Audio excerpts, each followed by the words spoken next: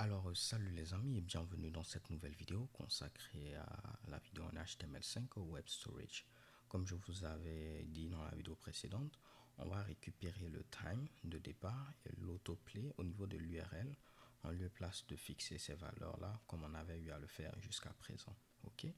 Donc, ce que je vais faire à ce niveau-là, ce sera très simple.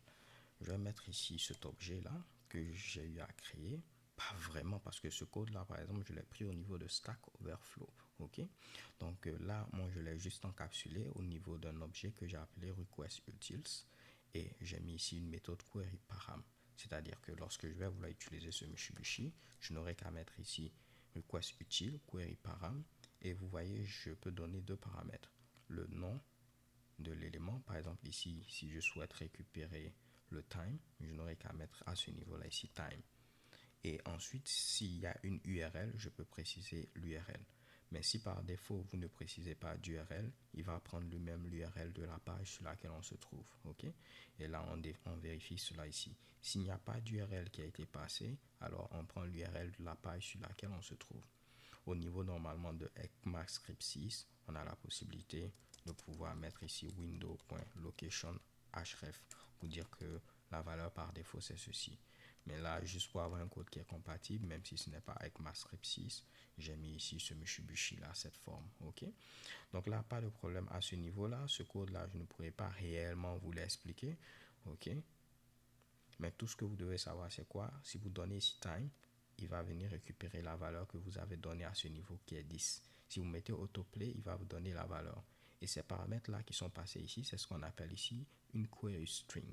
Ok, c'est du type clé égale valeur. Clé égale valeur. Et si vous avez plusieurs éléments, vous les séparez par ce et commercial là. Donc si j'avais un autre élément, je mets et commercial, je mets la clé égale, je mets la valeur. Et commercial, la clé égale la valeur. Ok. Donc là, pas de problème à ce niveau. On va vérifier que normalement ceci fonctionne. Donc au niveau de notre vidéo tracker, je vais faire tout simplement un petit console.log de requestUtils.queryParam de time. Et normalement, si cela fonctionne, il va devoir m'afficher à ce niveau-là 10. Je vais enlever ce Mitsubishi qui est présent en bas pour l'instant afin que la vidéo ne commence pas automatiquement. Donc je fais CTRL-SHIFT-I pour afficher la console, j'actualise et vous voyez normalement il m'affiche ici 10. Ok. Si je modifie ceci pour afficher ce qu'il y a au niveau de autoplay, en mettant ici autoplay, vous allez voir à ce niveau-là, il va m'afficher normalement true. Ok. Donc cela fonctionne et en gros ça utilise les expressions régulières afin de pouvoir ici prendre votre URL, vérifier où il y a le point d'interrogation et le et commercial ainsi de suite et récupérer la valeur. Donc là, ce sera donc très simple. En lieu et place de faire console.log ici, je vais juste enlever ceci et on va l'utiliser tout simplement. Le deuxième paramètre c'est le temps, donc je vais dire que le temps sera donné par requestUtils.queryParam et ce sera à ce niveau-là time.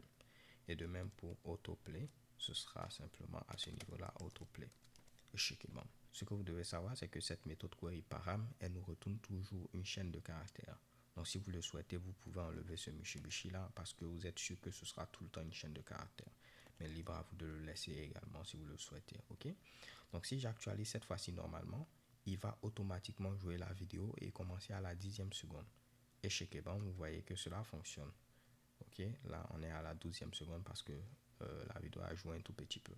De même à ce niveau là, si j'enlève autoplay true, il va commencer à la 10e seconde mais il ne va pas automatiquement jouer la vidéo. Donc si je viens ici et que je fais play, vous allez voir il va commencer à la 10e seconde, seulement qu'il ne joue pas automatiquement la vidéo. Si je mets simplement ici autoplay true, cela va permettre de dire simplement joue automatiquement la vidéo. Mais là, il va commencer donc au début. Si je fais ici recommencer, il va commencer au début et il va jouer aussi ma vidéo.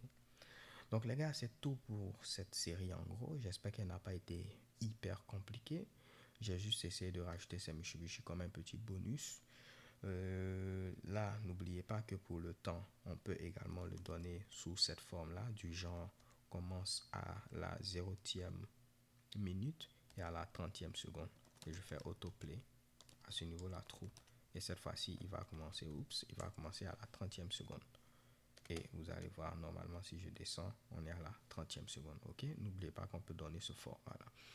Alors les gars, c'est tout pour cette vidéo. J'ai mis ce code au niveau normalement de mon dépôt GitHub. Si vous tapez GitHub/Mercury Series et vous venez au niveau de mes dépôts, repositories, vous avez ici ce dépôt track vidéo JS Play. Et à ce niveau-là, tout le code qu'on a eu à écrire est présent. J'ai même mis une petite documentation afin que vous puissiez voir comment l'utiliser pour ceux qui n'ont pas eu à regarder la vidéo. Mais le même code qu'on a eu à écrire jusqu'à présent, de A à Z, c'est ce même code-là qui est présent ici, comme vous pouvez le voir. So thanks for watching, don't forget to subscribe, et je vous donne rendez-vous à une prochaine série de vidéos. Peace.